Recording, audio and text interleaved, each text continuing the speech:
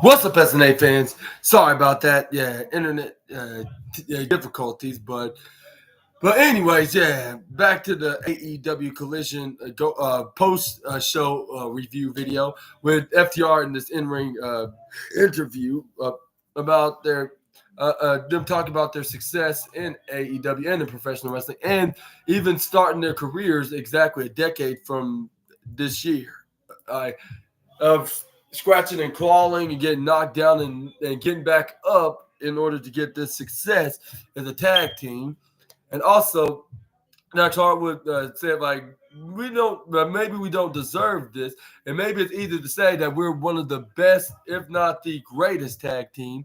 And, and, and for our, even though we did lost against John Moxley and Claudio this past Sunday, like most of y'all say we still deserve a shot at this at the AEW Tag Team Championships in this vacant tournament match. In this vacant tournament, I should say, for the vacant tag team championships. But he's like, I'm not sure if we will, but if we ever did got the opportunity, like I promise that we will give you every ounce of energy, every ounce of sweat, every ounce of blood and casuals, like that we can offer, like to put down, like for y'all's entertainment, and we're gonna keep getting back up. And fans like, yes, we love to hear this, and hopefully you do become the AEW champion. And it's where, and he's like, and we're going to try to promise you that we are going to be your first ever 3-time AEW Tag Team Championship, which has yet to be accomplished. And he's like, and this is where he's like, top guys out. And he said top guys out, and this is where, before he was about to leave, this is where we got the debut of the debut appearance of the Infantry, this tag team from this tag team duo on Ring of Honor. They interrupted FTR before they can even. That's where it's like, "What's up, homies?" Like, we didn't mean to interrupt. Like, one of these guys said this, where he's like, "Well, our bad. Like, we thought we might pay a visit and." And he's like, and for the bros that don't know us, they say that we're the most dynamic, like the most popular, like the most handsome, and like the flyest. And this is where fans will continue to say, what, and luckily Kurt Angle wasn't there, or else they would have ruined his night. And even if Kurt Angle did sign with AEW, I'm not sure if he would have even made an appearance, but I'm not sure if he will ever go to AEW, even if he didn't have that much loyalties for WWE. And plus, I believe he's under a Legends contract in WWE. And even if he wanted to sign with AEW, it would be highly impossible to do so. But we're gonna move on and continue what they talk about, which they were saying we're also the coolest, and that's where the guy and his tag partner told him don't forget to mention that we're also handsome. Fans are continuing like, what, like what are you even talking about? Like, why did you even interrupt him to begin with? If you're not gonna have anything more interesting to say, like, and not boastfully proclaiming that you're handsome and the greatest and the best, or anything of the matter, like. But this is where and this is where it's like and this is where it's like, and we're like a double we're like a double duo version of Johnny Bravo, and the fans were continuing doing their what chance. This is where it is like I prefer. And this is where he's like, I gotta go by Sean Dean, and he's like the captain of Mad Tattoo. And again, together we make the together the Infantry, which that's the tag team names, of course. He's like yeah, we happen to be in ATL, right? And this is what we call home, right, fans? And the fans were repeatedly chanting, yeah, like if they love to see me, yeah, or whatever he would say if he wasn't AEW. But it's where we got This is where then they said, like, can we get an ooh in here? And the fans did chant that ooh, even though they're not sure if they should cheer or boo these guys, because they do they do sound complimentary like a baby face, but they can be a little bit arrogant like a heel. So I'm not sure what they currently are in Ring of Honor, let alone knowing anything about their past history in this industry. All I know is that they're from Ring of Honor. Like, I just need to start doing some more research about these infantry guys. But anyway, this is what they had plenty to say about FTR. This was see you guys. The fact is that cap don't cap. And he's like, and we don't to say things that we're not gonna back up. Been putting we've been putting on plenty of performance than more than a magician, more than any magical magicians could ever put on a performance on in Las Vegas. Like, am I right? And this where fans are like, I'm not sure about this, but like, most of them are like, we don't even know you guys. So what are you even talking about? This is where they're like, all right, sorry, like for making that lousy and silly analogy. But my point is we like. Just keep, but keep it all the way. The keep it all chill, you guys. Like, the reason why point is we came down here is because we respect the hell out of you guys. Like, yeah, we do. And then this is where they were start chanting the city that I think they were in, which was in Atlanta. This is where And this is where they say, like, yep, it's absolutely a magical place, isn't it? And this is where fans are repeating it in agreements.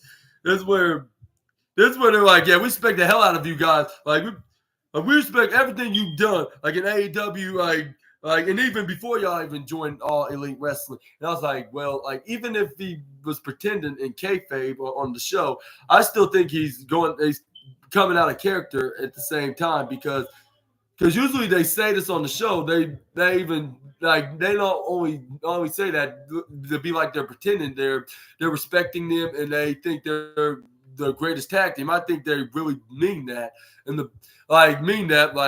for everything they have done as a successful duo. Like they do. They are very popular. They're very respectful, respectable figures and likable as well. You just cannot hate these guys. Like, I mean, even if they're heels, like you might hate their gimmicks, but you just cannot deny the fact that they're very extraordinarily talented. Yeah, but this where, it's like, well, we're very cool. Like, but when it like, I mean, we're very cool. But you know what they say about the AEW tag division? Like, it's made the best team win. Are we white? And this is where FTR is like, yeah, I guess so. Like, yeah, why not? Especially if you like and respect us, and you're very cool with us, even though y'all kind of odd in a way. But yeah, we're glad we accept your handshakes, which they both shake respectively. But this is where they're like because we're gonna be going after both of y'all spots, and then and make that as spots like with a strong plural. And then he's like, and besides, on top of that, maybe we'll give the AEW tag titles in the entire division what it really needs, and that is a huge revival. And then this is where FTR stared at him like, really? Did you have to really name drop that? Like, we're still trying to recover from that name, like ever since we left the other company.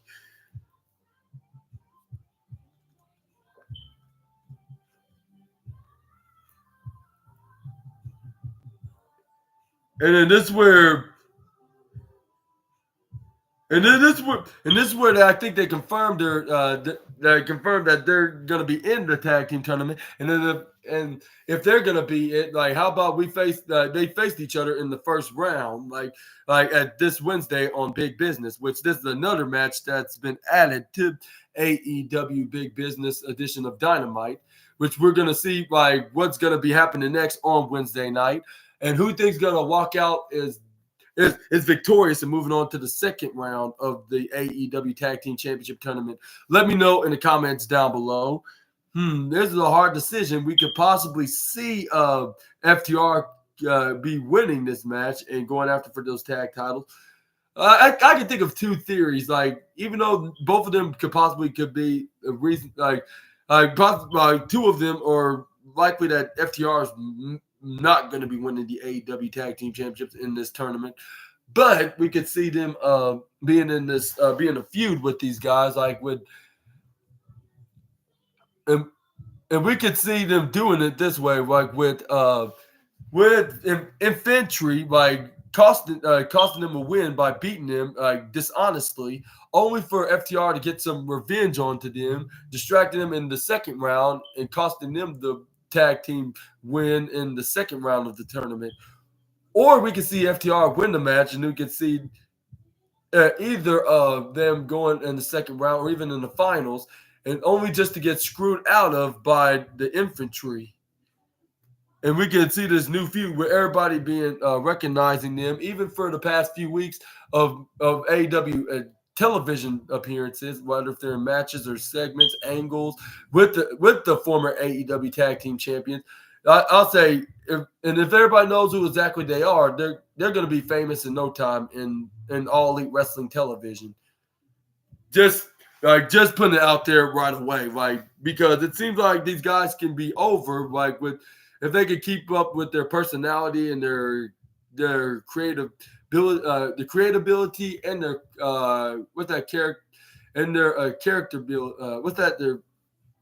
characteristic and personality, yeah.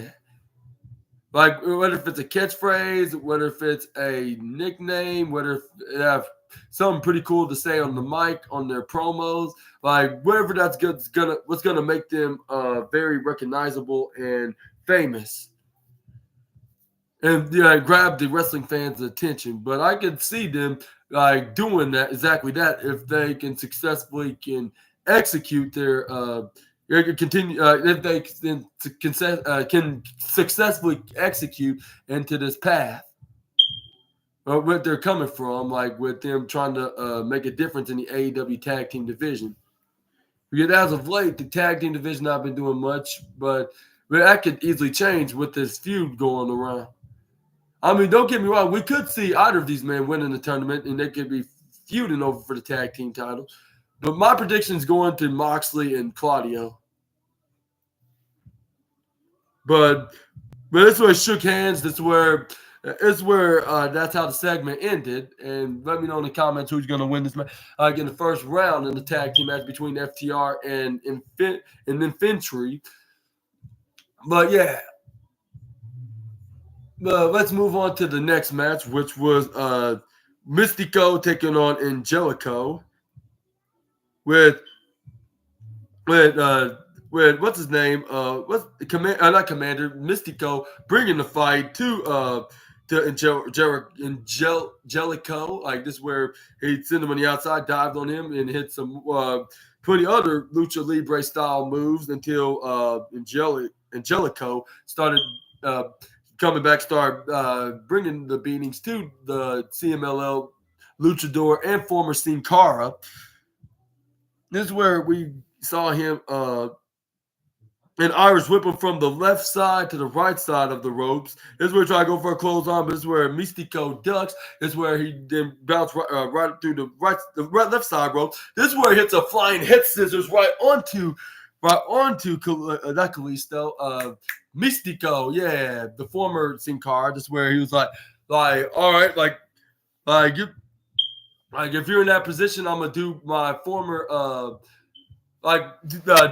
teammate and idol's finishing maneuver or signature move, which is the 619 when his arms were on, or his body was on the middle ropes. He swings and kicks right into the face. It seems like every athletic wrestler or luchador does that nowadays, thanks to a certain WWE luchador mask underdog that has a very rebellious son that's teaming with the Judgment Day.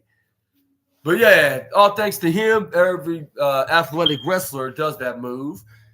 But this is where he did that. That's where he goes for a springboard maneuver, springboard right to the right side, into a missile drop kick. This is where he rolled out of the ring. This is where we got Mystico. It's like, come on, fans, let's get up in the air. This is where he suicide dive Serpentico, that's who it was that was sitting ringside with him, with Angelico. Like, he suicide that El Pentico. That's where Mystico's like, put your hands together, like get off from your seats, like if you want to cheer more louder. This is where he hits a baseball slide kick right onto Angelico. Like, this is where he let's go, people, let's see. And this is where he suicide dived him like he did to his tag partner, Serpentico. This is where he started banging the symbol of the steel steps with his bare hands. He's like, I come on, keep on your cheer. Like, it's making me more stronger. And this is where it's like who wants to see? Like, who wants to see me hit my finisher? And this is where it's like, we do, like the fans say. This is where this is where Mystico, like, to start still continuing to bang his fist right onto the left side apron. This is where he got onto the ropes. This is where we got Mystico then go right up on the top rope, hits a springboard diving corkscrew. This is where he tried to go for a pin, but this is where Angelico then kicks out of the two count at 2.5, I believe. But this is where we got Mystico was flat on the ground. This is where he tried to hit him with another move, but he kicks out at 2.8 this time. Like, nothing was not going to put him away immediately until Mystico tried to think bigger by going up right on the top rope and hit his finisher, which there was right up on the top on the upper right. This is where he dragged him right into that corner. This is where he starts smacking on the turnbuckle. This is where they try to go for that diving moonsault right up on the top, like the high top move. But this is where he landed right on his feet when what's his name? Angelico. Yeah, that's what his name is. He rolled out, went right to the bottom left side. This is where he runs right up on Mystico, but he gets tripped over, hits face first right onto the canvas. This is where we got Mystico. I'm getting him mixed up with now Samurai. But anyways, this is where we got Angelico, then roll him into a hammerlock position right in the ground and roll him up in the pinfall, which is kind of the most devastating move in all of sports entertainment. But this is where he gets kicked out once again at 2.999. Double triple 0.1 away from being 3. But Angelico was not happy. He would start saying, like, do your damn job. Like, that was 1, 2, 3. Like, how could you do such a bad call? And then this is where referee's like, no, it was not 1, 2, 3. And like, how dare you trying to tell me how to do my job when you're not even my boss? Like, let alone being anything in management. So if I was you, I'll be worrying about this match, whether if you agree with my decisions or not, and spend a little less time arguing with me. Like, maybe you would be winning in this match, right? But I don't see you even trying to focus on this match. You're worrying about me doing my job, like, and it just don't make no sense. Like, I don't get, like, why argue me? Like, when you have a chance of trying to make this right and trying to make sure that it's gonna be a clarified 3, and this where before Angelico, before he can do Angelico can do anything else to Mystico, this is where he rolls him up in the most devastating move in all of sports entertainment, the surprise roll up. But and the referee counted to 1, the referee counted to 2. He knew he got 3, but he kicked out at 2.6, whereas the Angelico would knock out the referee, thinking he's incompetent, but he wasn't. He's just doing his job, like counting the action, and you don't have nothing against him. He's just making it fair for both him and Mystico, but that's how it's supposed to be when you're a referee. That's where Angelico, they got back on his feet, hit a double axe handle blow right into the face of Mystico, but Mystico was clapping his hands. That's where Angelico. Then Irish Whip on the upper left side, clotheslines him right into that corner. This is where he went right back in the middle, dry clothesline onto Angelico. But I mean, Angelico tried to do that to Mystico, but he ducks, but he gets hit with a roundhouse kick right to the torso. But he gets spin around. He got hit with Mystico spin around and hit a back attic roundhouse kick right into the head of Angelico. But anyway, this is where both men were flat on the down. This is where referee was seeing if they're doing okay and if they're still clear enough to compete. This is where he started doing the 10-second warning count, like to get both of them get back up, or else they would be double counted out. Luckily, they did so. This is where we got Angelico, Irish Whip Mystico right in the left side, but he gets intercepted into a flying head scissors to Mystico. This is where he hits his former signature move that he used to do in his time in WWE, which is that armbar, locking it in onto the Angelico, which he got the win with Angelico start tapping into the submission finish. Like the second time somebody tapped out from a submission move and giving them the win. And I'd say, even for being mid-card, I'd say under mid-card Lucha Libre style match, like it still was very entertaining. I'll say it may not be number one best match, but it was still a match that you would want to watch if you want to watch anything wrestling in general. Whether if it's from AEW, whether if it's from WWE, whether if it's even in the Mexican wrestling companies such as CMLL or even AAA, or even the New Japan Pro Wrestling, TNA, even the NWA. Like if you're into wrestling like stuff, like there's a variety of wrestling companies like that. But yeah, this one, was very interesting. It's like one of those matches, like you would see, like it don't have to be AEW just to be a match that you could be sports entertained for a wrestling match. Like even the homeless man in a hurricane would like to watch stuff like this too. As long as it's wrestling, he's going to be sports entertained. But anyways, Mystico celebrate, but this is where Angelico and Serpentico then celebrate. Show some respect by handshaking and raising Mystico's hand right in the air, doing some sportsmanship like gestures onto the former Sin Cara. And what do you think was next for Mystico? Let me know in the comments down below. And same with Angelico and Serpentico. But yeah, just give me y'all's opinions in the comments right down below. But yeah, and that was the fourth place best match of the night. But moving on to the main event of tonight's AEW Collision, in the number one best match of the night that's going to bring home the match of the night trophy is none other than the 6-man Tornado Tag Team Atlanta Street Fight match with Mark Briscoe, Jay Lethal, Jeff Jarrett, and up against Malachi Black, Brody King, and even Buddy Matthews of the House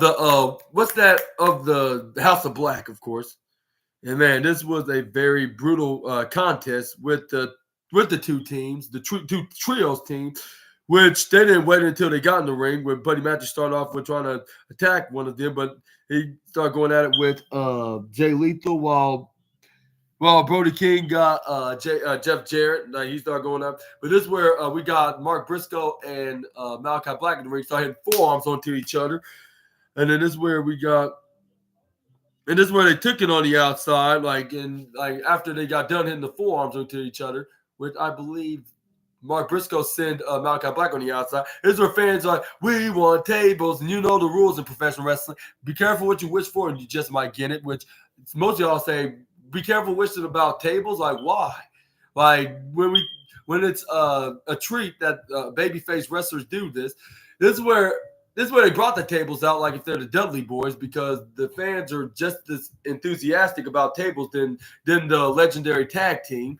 But anyway, this is where we got them grabbing it under the ring. This is where they put it right This is where they put it right into the bottom corner. This is where Jeff Jarrett started hitting chairs right onto Buddy Matthews, like hitting them right into the ribs, and then the back start whacking them with steel right in the upper left side. This is where Jarrett's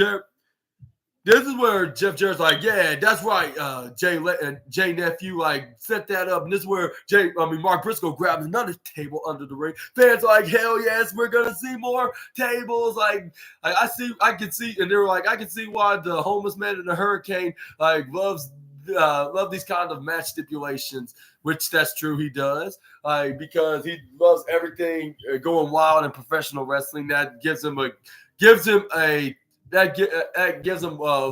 a huge pop when every time we watch it on his waterproof television screen, which it looks like it's an old school box TV, but he's thinking like as long as it gives him the TNT channel and the USA and the Fox channel, like he's all good about he's all good and all set.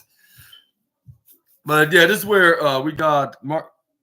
This is where we got Mark Briscoe then grabbing onto the table. This is where he tried to go for a big right knuckle punch, but this is where he gets intercepted with a big boot by the leader of the House of Black, also known as Malachi Black. This is where they start slugging each other right in the face, like trying to bring each other down. And this is where Jay Lethal and Jeff Jarrett got Brody King. Like, of course, they're trying to go 2-on-1 because he's the biggest and the baddest man in AEW right now. It's like, even though they don't care mostly about the Gunther thing, they just care about getting justice for Barry, because no inanimate object should be killed because of a human being that doesn't care who he kills, because he's basically the Punisher of the House of Black. Like how much what's his name, Damian Priest is a Punisher of the Judgment Day. But anyways, this is where he throws Jay Lethal, I believe, right into the corner. Jay Lethal right into the upper right corner. This is where he started hitting chops. This is where he started barking at the fans, but they were barking right back at him. This is where, somewhere around the world, Braun Breaker was hearing this, and this is where he's trying to hear where this was coming from, which I don't think he would not like.